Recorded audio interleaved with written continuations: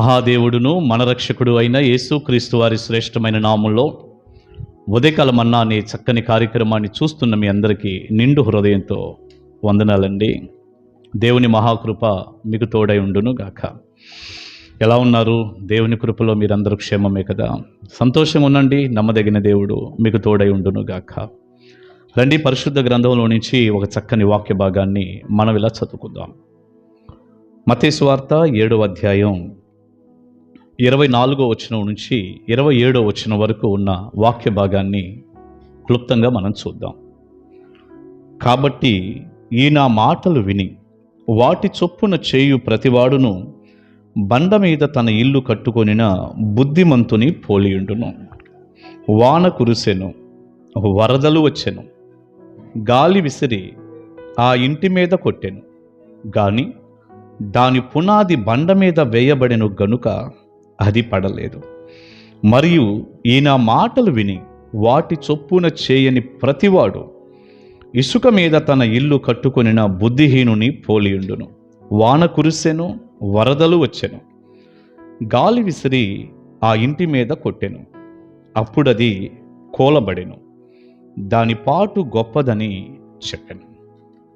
ప్రియులారా, అసలు క్రైస్తవ్యానికి నకిలీ క్రైస్తవ్యానికి ఏంటి తేడా? బంగారానికి నకిలీ బంగారానికి ఏమిటి తేడా?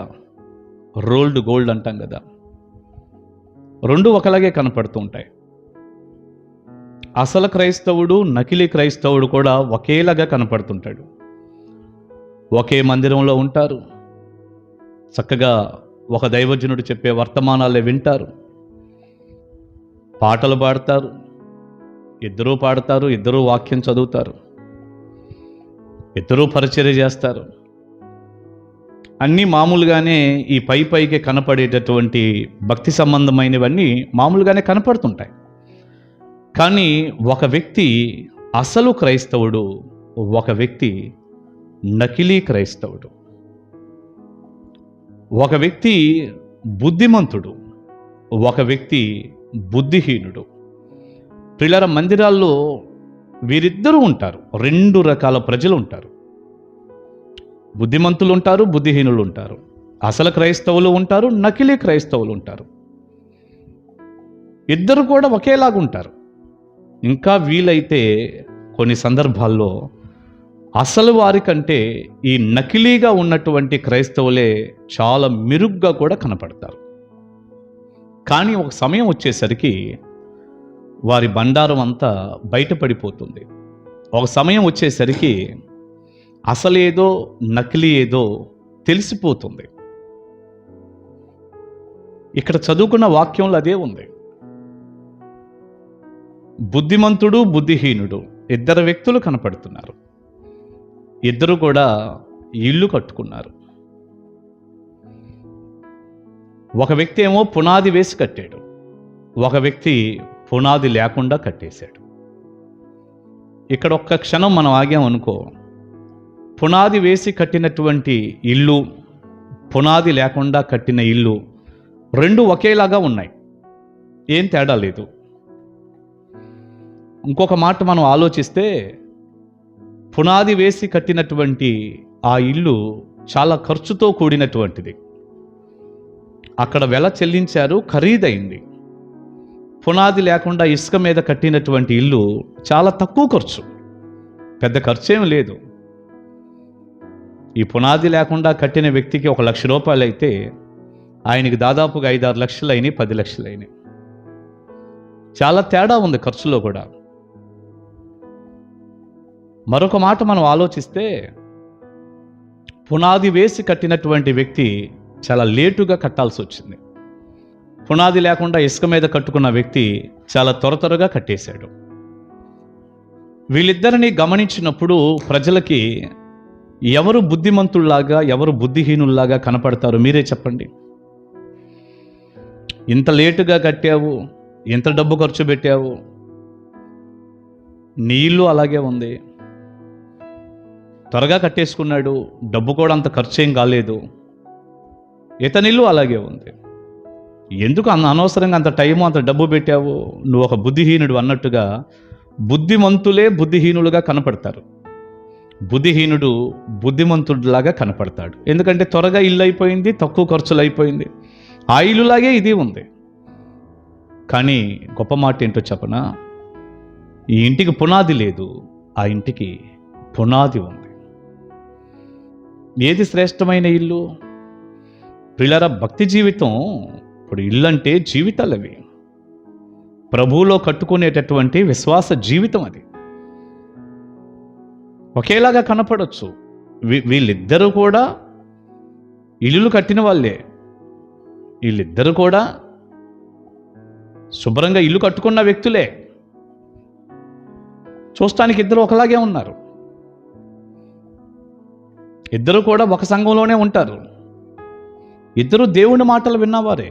ఇది అసలు బయట వారికి సంబంధం కాదండి. ఇప్పుడు ఇద్దరు దేవుని వాక్యం విన్నారు, ఇద్దరు కూడా సంఘంలో వారే, దేవుని మాటలు విన్నవారి గురించి ఇది. దేవుని వాక్యం వినపడని బయట వ్యక్తుల గురించి కానే కాదు.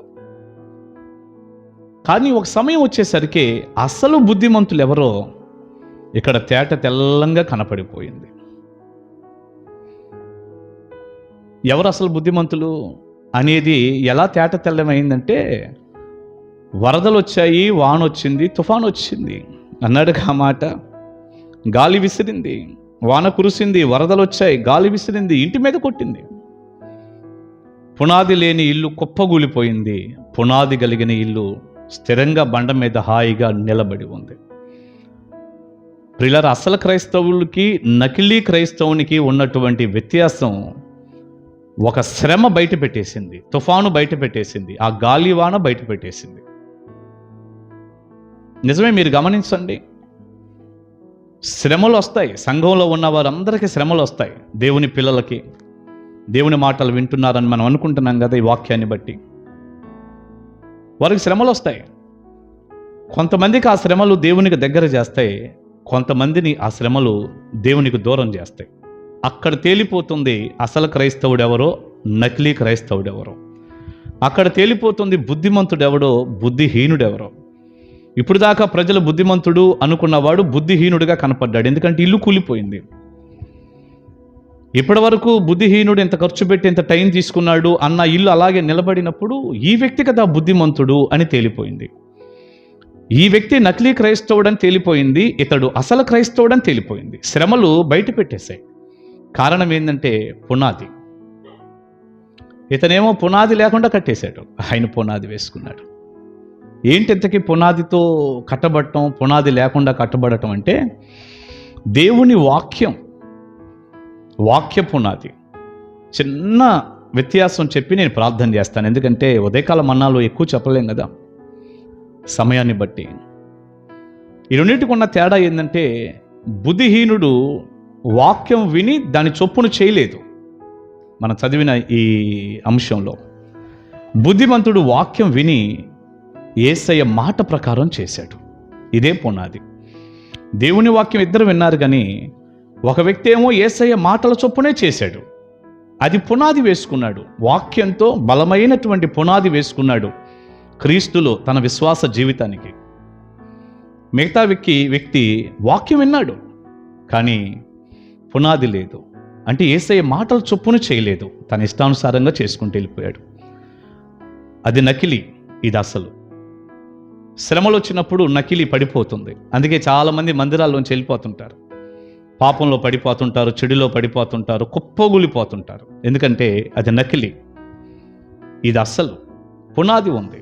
దేవుని మాటల చొప్పున చేయటానికి ఇష్టపడినటువంటి వ్యక్తులు శ్రమలు కూడా ఇంకా ప్రభువుకు దగ్గర తెచ్చి ప్రభువుకి ఇంకా దగ్గరగా అవటానికి కారణమై ప్రభువులో ఎదుగుతారు. వారు స్థిరంగా నిలిచుంటారు. గుర్తుపెట్టుకోండి, రేపు పరలోక రాజ్యం కూడా వీరిదే. ఒక్క మాట చెప్పనా, నీవు అసలు క్రైస్తవుడివా, నకిలీ క్రైస్తవుడివా?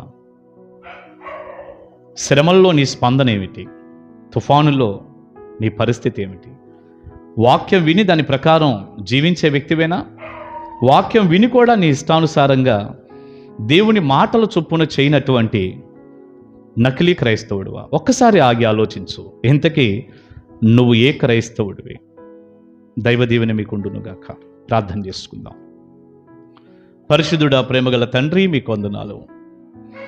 అసలు క్రైస్తవ్యానికి నకిలీ క్రైస్తవ్యానికి ఎంత తేడా ఉంది. చూస్తుంటే రెండు ఒకలాగే ఉన్నాయి, కానీ ఒక సమయం వచ్చినప్పుడు బట్టబయలు అవుతుందిగా. ఈ వర్తమానం విన్నటువంటి మీ పిల్లలు అసలుగా ఉన్నారో నకిలీగా ఉన్నారో చూసుకొని మార్పు చెందటానికి, అసలైన క్రైస్తవ్యంలోనికి రావటానికి సాయం చేయండి. యేసుక్రీస్తు వారి శక్తిగల నామాన ఈ ప్రార్థన మనవులు అడుగుచున్నాను తండ్రి. ఆమేన్, ఆమేన్. God bless you. దేవుని కృప మీకు తోడై ఉండును గాక. చూస్తూనే ఉండండి ఉదయకాలం మన్నా.